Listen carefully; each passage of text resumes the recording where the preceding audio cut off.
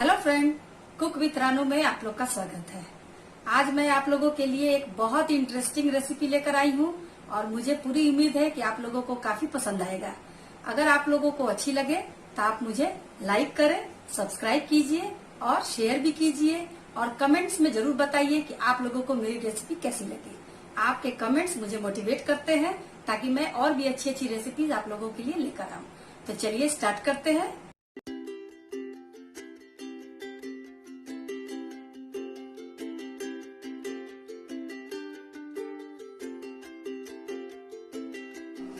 तो आज हम बनाएंगे बेसन की बर्फी और ये बहुत ही अच्छी लगती है और खाने में टेस्टी भी। तो फेस्टिवल्स आ रहे हैं, आप इस तरह से बनाइए अपने घर में बेसन की बर्फी। तो देखिए, पैन को मैंने गर्म होने के लिए फ्लेम पर रखा है और इसमें मैं डालूंगी ये 2 टेबलस्पून घी। मैं घी में बना रही हूँ। आप अगर दूसरे किसी ऑयल में बनाना चाहते हैं तो बना सकते हैं, लेकिन घी में इसका टेस्ट बहुत ही अच्छा लगता है। तो मैंने 2 चम्मच घी डाला है और इसमें अब मैं डाल रही हूँ ये 1 कप बेसन।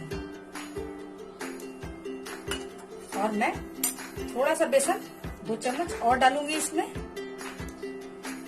और 2 चम्मच और बेसन डाल रही हूँ।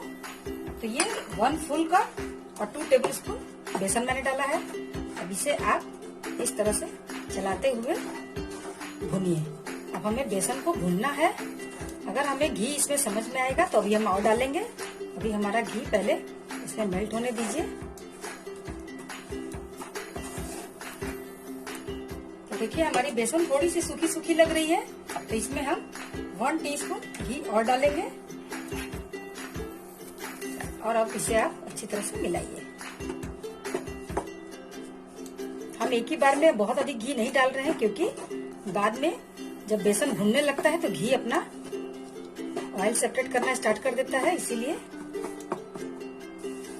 और अब हम इसमें डालेंगे ये 2 चम्मच सूजी है, जिसे हम इसमें डालेंगे। इससे क्या होता है कि कभी कभी बेसन की जो बर्फी और ये सब लड्डू होती है, आपके तालू में अंदर ऊपर चिपकना स्टार्ट हो जाती है। तो इस तरह से सूजी को डाल देने से हल्का सा दरदरी भी रहती है और ये चिपकती भी नहीं है और बहुत अच्छी लगती है टेस्ट में। तो इस ढंग से हमें इसे लो मीडियम फ्लेम पर हल्का हल्का सुनहरा कलर में इसे भूनना है। तो देखिए, अब थोड़ी देर के बाद ही इसमें घी और बेसन अब ये भुनना स्टार्ट हो गए हैं और ये अब अच्छी तरह से इस तरह से भूनता जाएगा। आप बहुत अधिक हाई फ्लेम नहीं कीजिएगा, नहीं तो आपकी बेसन जलने लगेगी तो इसका स्मेल बिगड़ जाएगा। तो देखिए, पूरी तरह से घी मेल्ट हो गया है और अब हमारी बेसन आप धीरे धीरे देखिएगा, जैसे जैसे ये घुलती जाएगी इस तरह से आपको झाग टाइप का फॉर्म होगी और ये भुनना स्टार्ट हो जाएगी। तो इस ढंग से आप इसे चलाते हुए भूनते रहिए।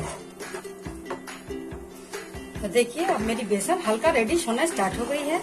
अब बस हम इसे 1 मिनट और भूनेंगे, बहुत अधिक इसे लाल नहीं करेंगे। तो देखिए, अब हमारी बेसन ये भून चुकी है और इसमें अब हम डालेंगे कंडेंस्ड मिल्क। मैं ये कंडेंस्ड मिल्क में बना रही हूँ। ये मेरा होममेड कंडेंस्ड मिल्क है। आप चाहे तो मार्केट से भी कंडेंस्ड मिल्क लेकर इसमें डाल सकते हैं। तो ये मैं 1/2 कप कंडेंस्ड मिल्क इसमें डाल रही हूँ और इसे अब हम अच्छी तरह से इस तरह से मिलाते जाएंगे।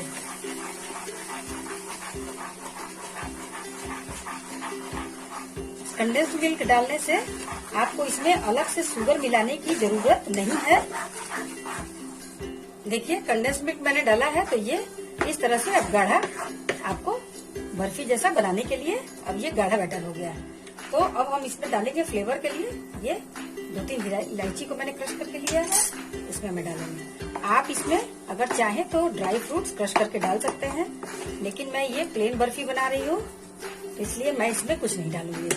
बस हम इसे 1 मिनट तक और इस तरह से थोड़ा सा भूनेंगे और अब हमारी ये बेसन जो है बर्फी बनाने लायक अच्छी हो गई है। इसमें मैंने अलग से कोई भी मिठास के लिए चीनी ये सब नहीं डाला है, क्योंकि कंडेंस्ड मिल्क ऑलरेडी मीठी होती है। लेकिन आप चेक कर लीजिए, अगर आपको इससे भी अधिक मीठी चाहिए तो इसमें 1-2 चम्मच चीनी और मिला सकते हैं।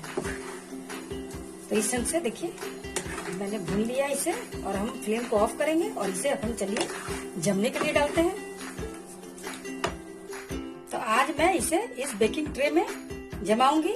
आप चाहें तो प्लेट में, थाली में, या कोई भी आपके पास कोई बॉक्स हो, स्क्वायर में हो या फिर रेक्टेंगल शेप में, आप इसमें इसे जमा सकते हैं। तो इसमें मैंने थोड़ा सा देखिए घी लगाया है। इसे हम चारों तरफ से इस तरह से स्प्रेड कर देंगे। अब चलिए हम अपने इसमें बैटर को डालते हैं।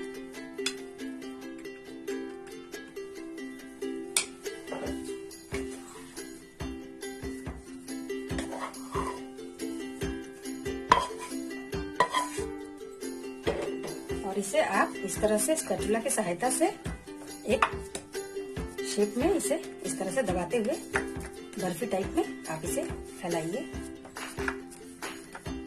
तो देखिए इसे मैंने अच्छी तरह से इस तरह से सेट करके एक शेप का आकार दे दिया। अब हम इसे आप नॉर्मल टेम्परेचर पे इसे 1 या 1.5 घंटे तक रहने दीजिए। जैसे जैसे ये ठंडा होगा सेट हो जाएगा। या फिर अगर आपको बहुत जल्दी है तो आप फ्रिज में इसे रख दीजिए, ये बहुत जल्दी सेट हो जाएगा। फिर आप इसे निकालिए और काटिए। तो चलिए वेट करते हैं इसका। तो देखिए अब मेरी ये बेसन की बर्फी जम चुकी है और इसके ऊपर मैंने ये चांदी का वर्क लगाया है, जो कि मार्केट में आपको बहुत ही आसानी से अवेलेबल हो जाएगा। लेकिन अगर आपको प्योर मिले तभी लगाइए, क्योंकि इसमें डुप्लीकेट भी बिकते हैं। तो इस तरह से मैंने इस पे सजा दिया है। अब आइए इसे हम काटते हैं।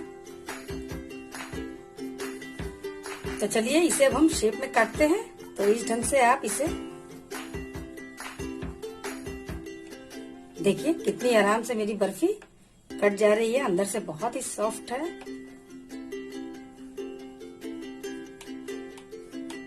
आप इसे जैसा भी शेप में काटना चाहें, स्क्वायर, रेक्टेंगल, जो भी शेप में काटना चाहें अपना काट सकते हैं।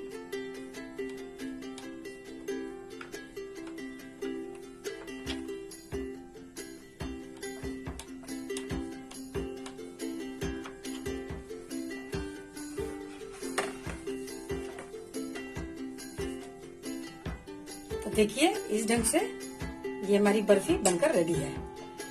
ये कितना बढ़िया ये बर्फी बनके चारों तरफ से देखिए ये बहुत ही अच्छी तरह से सेट भी हो गया है और बहुत ही अच्छी हमारी बर्फी बनकर रेडी है।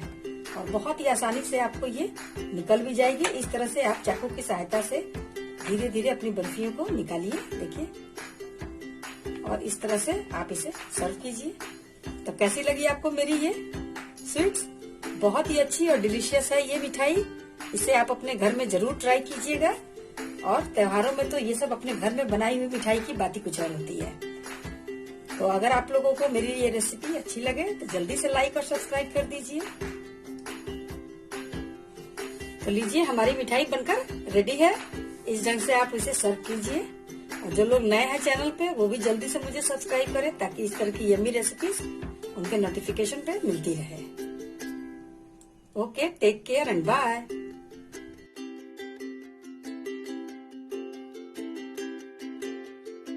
आइए दूध से एक बहुत ही टेस्टी और मजेदार मिठाई बनाएंगे, वो भी सिर्फ 2 इंग्रेडिएंट से। इसमें देखिए कढ़ाई में मैंने 1 केजी फुल क्रीम मिल्क लिया है और इसे मैंने बॉयल होने के लिए गैस पर रख दिया है। इसे आपको इस तरह से कंटिन्यू चलाते हुए इसे बॉयल करना है, ताकि इसमें कोई भी नीचे दूध बैठे नहीं और जले नहीं। तो देखिए इसे आपको कंटिन्यू इस तरह से चलाते हुए पकाना है। और ये साइड साइड से जो दूध इस तरह से लग रहे हैं उसे खुरुस खुरुस के इसमें आप डालते जाइए, क्योंकि इसे आप नहीं चलाएंगे तो ये पेनी में नीचे बैठ जाएगी और जलने लगेगी।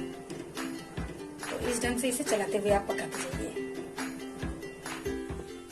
देखिए हमारा दूध अब धीरे धीरे गाढ़ा होता जा रहा है और रिड्यूस होता जा रहा है।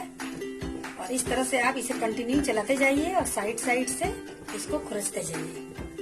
जैसे जैसे ये पकेगा और भी गाढ़ा होता जाएगा। और इसकी मिठाई थोड़ा सा इसको पेशेंस से आपको बनाना पड़ेगा, लेकिन इसकी मिठाई बहुत ही टेस्टी और अच्छी लगती है। तो देखिए अब मेरी दूध रिड्यूस होकर अब एकदम गाढ़ी हो गई है। और इस स्टेज पर अब हम इसमें मिलाएंगे शुगर, अपने मिठास को। तो इसमें मैं डाल रही हूँ बहुत अधिक नहीं, मैं 4 चम्मच इसमें 4 टीस्पून चीनी डालूंगी। अगर आप अधिक मीठा पसंद करते हैं तो अपनी चीनी की मात्रा बढ़ा लीजिए, या फिर कम मीठा चाहते हैं तो और कम कर लीजिए। और अब इसे हम फिर कंटिन्यू इस तरह से घुमाते हुए चलाएंगे। अभी चीनी डालने के बाद ये थोड़ा सा पानी छोड़ेगा तो ये थोड़ा सा पतला हो जाएगा, लेकिन फिर ये गाढ़ा होने स्टार्ट हो जाएगा। तो देखिए अब ये गाढ़ा होना स्टार्ट हो गया है। अब थोड़ा सा इसमें हम फ्लेवर देने के लिए ये 2-3 हरी इलायची को मैंने क्रश करके लिया था, इसे भी डाल देंगे। इससे इसका टेस्ट बहुत ही बढ़ जाएगा। अब आपको इस स्टेज पर इसे कंटिन्यू चीनी डालने के बाद कंटिन्यू चलाना है, नहीं तो ये सटना स्टार्ट हो जाएगा। और ये मिठाई तो इतनी अच्छी लगती है कि आप जब भी अपने घर में बनाएंगे तो बार बार इसे बनाकर खाना चाहिए, बहुत अच्छी लगती है। देखिए अब हमारी ये मिठाई सेट होने के लिए रेडी हो गई है और इसे अब हम एक किसी भी कंटेनर में जिसमें आप सेट करना चाहते हैं उसमें इसे डालिए, क्योंकि देखिए यह पैन को छोड़ना स्टार्ट करती है। तो अब इस स्टेज पर हम इसे सेट होने के लिए रखेंगे। देखिए इस तरह से एक बॉक्स मैंने लिया है जिसमें बटर पेपर मैंने लगाया है और उसमें हम अपने इस मिठाई का डाल देंगे।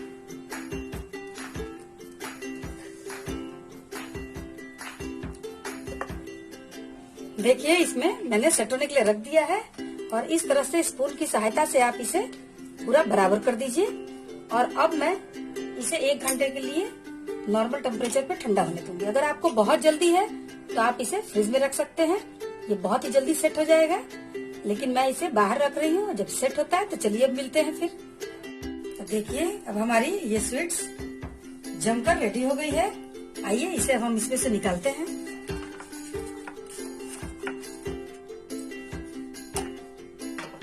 तो इस तरह से आप इसे निकालिए और अब हम इसे पीसेस में काटेंगे। चलिए इसे हम आप जिस भी शेप में इसे काटना चाहते हैं वैसे काटिए।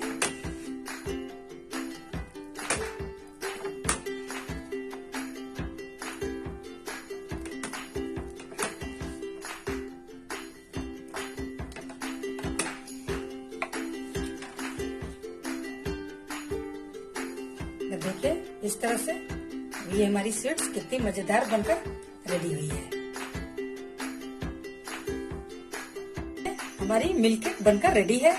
इस तरह से इसे डेकोरेट कीजिए और आनंद लीजिए इसका। बहुत ही टेस्टी और डिलीशियस मिल्क केक बनकर रेडी है।